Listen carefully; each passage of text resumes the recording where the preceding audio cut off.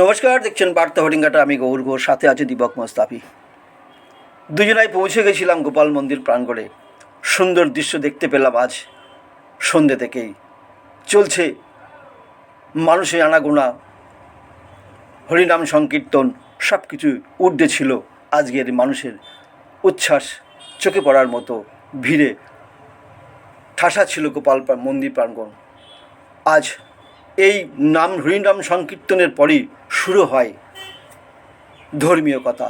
আসুন শুনে নি তার একটু অংশ।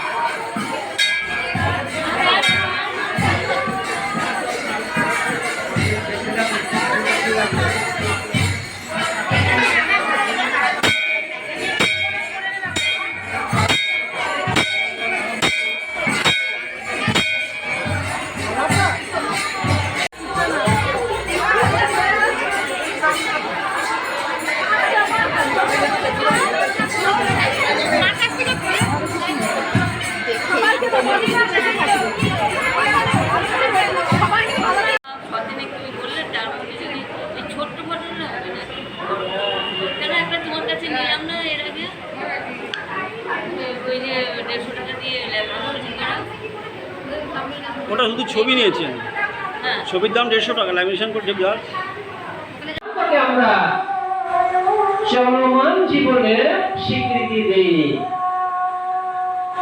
পিতা যেটা করছেন আমরা সেটাকে স্বীকৃতি দিচ্ছি না, আমরা আরেকটা করছি। কিন্তু আমরা কেউ জিজ্ঞাসা করলে বলছি আমি অমুক গোসাইয়ের বা অমুক গুরুদেবের দীক্ষিত। এতে আসলে আমি তার কাছে দীক্ষা নিয়ে তার ডিমোশন করলাম, তার মানহানি করলাম। আমার তো লাভ হলোই না, এই গুরুদেবের ডিমোশন হলো।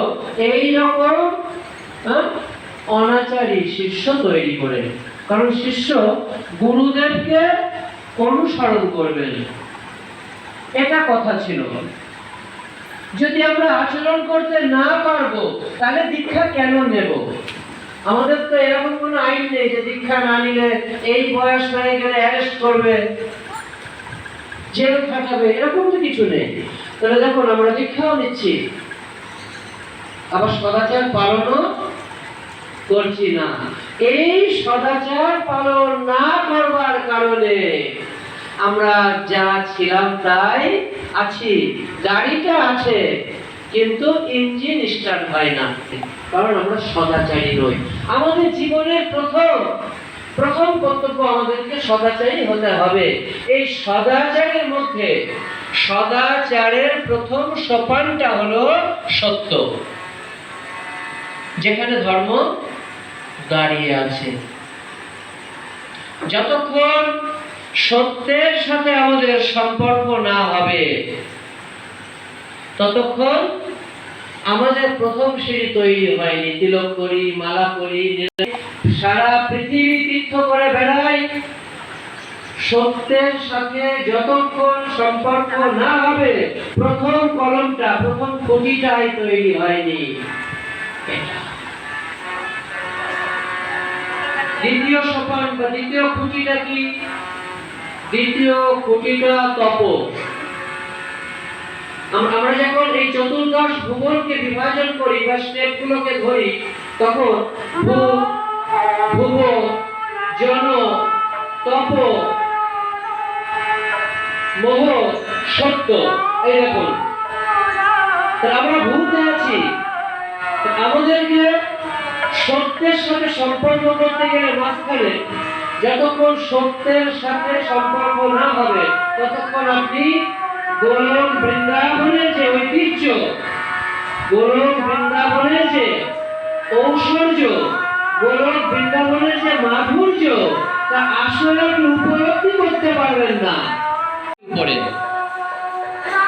তো আমাদের ধর্মপথে আমরা যারা প্রবেশ করেছি বহু বছর হয়ে গেছে, কিন্তু আমাদের অধিকাংশ মানুষ আমরা নিজেরা অনুভব করতে পারবো যে আমরা ধর্মের পথে এসেছি, কিন্তু আমরা 10 বছর, 20 বছর, 30 বছর, 40 বছর, এত বছর হয়ে গেছে আমরা আগিয়ে যেতে পারিনি। দেখুন ভেবে, ঠিক 30 বছর আগেও যেখানে ছিলাম আজও সেখানে আছি। খাওয়া দাওয়াটা নষ্ট হয়ে গেছে, খাওয়াটাই বন্ধ হয়েছে, তার বেশি কিছু আর। এটা কেন হলো? এটার কারণ সংজ্ঞাবিহীন অঙ্ক। যে অঙ্কের সংখ্যা থাকে মানে সংজ্ঞা থাকে না, যে অঙ্কের সংখ্যা থাকে না সে অঙ্ক ঠিক হতেও পারে, অধিকাংশ ভুল হতে পারে। আমাদের গুরুদেব আছে প্রত্যেকে, কিন্তু গুরুদেবরা যা বলেন আমরা সেটা শুনি না। আমাদের অধিকাংশ গুরুদেবই কিন্তু প্রসাদভোজী, অধিকাংশ। খুব কম সংখ্যার কাছে যারা প্রসাদভোজী নন। কিন্তু আমরা গুরুদেবকে গুরুদেব বলে স্বীকার করেছি, পরমার্থিক পিতা